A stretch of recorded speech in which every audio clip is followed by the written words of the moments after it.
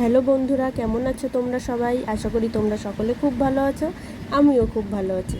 আজকে দুপুরে আমাদের বাড়ি কাঁকড়া রান্না হয়েছে। দেখুন, কাঁকড়া আমরা যেভাবে রান্না করি সেটা আপনাদের কাছে তুলে ধরেছি। দেখুন, প্লেটে আদা কুচি, পেঁয়াজ কুচি, রসুন, লঙ্কা, আলু কেটে নিয়েছে, কিন্তু গুছিয়ে দিয়েছি আমি। রান্না করেছে আমার শাশুড়ি মা। তেলটা গরম হওয়ার পরে আলুগুলো ভেজে নিয়ে এই যে একটা পাত্রে রেখে তারপরে কাঁকড়াগুলো ভেজে নেওয়ার পরে সেগুলো আরেকটা পাত্রে রেখে দেখুন ওগুলো তুলছে এক এক করে। তুলে নেওয়ার পরে তেলের মধ্যে তেজপাতা, জিরে ফোড়ন দিয়েছে। ফোড়ন দিয়ে পেঁয়াজ কুচি দিয়েছে।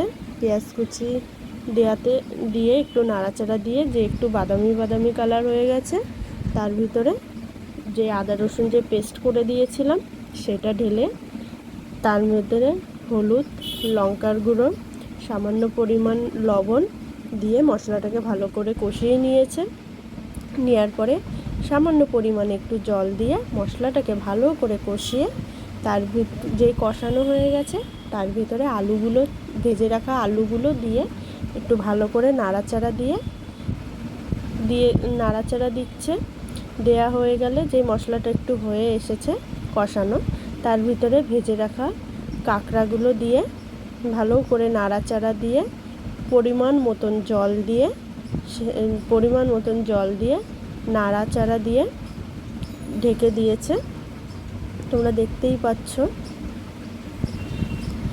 যে এই যে জল দিয়ে ভালো করে নাড়াচাড়া দিয়ে এবার কাঁকড়াটাকে ঢেকে দিয়েছে। এই যে দেখো, কাঁকড়ার অলরেডি হয়ে গেছে। এই যে টকবক করে ফুটছে। এবার নামানোর আগে সামান্য গরম মশলা দিয়ে একটু নাড়াচাড়া দিয়ে কাঁকড়াটা একটি পাত্রে, এই যে রেডি আমাদের কাঁকড়া রান্না। এই যে এবার আমাদের পাত্রে তুলছে কাঁকড়া। আমাদের দুপুরের আজকের মেনু কাঁকড়া। ভিডিওটি ভালো লাগলে কমেন্ট বক্সে অবশ্যই জানাবে রান্নাটা কেমন হয়েছে আর ভিডিওটা কেমন হয়েছে। Tata, bye bye.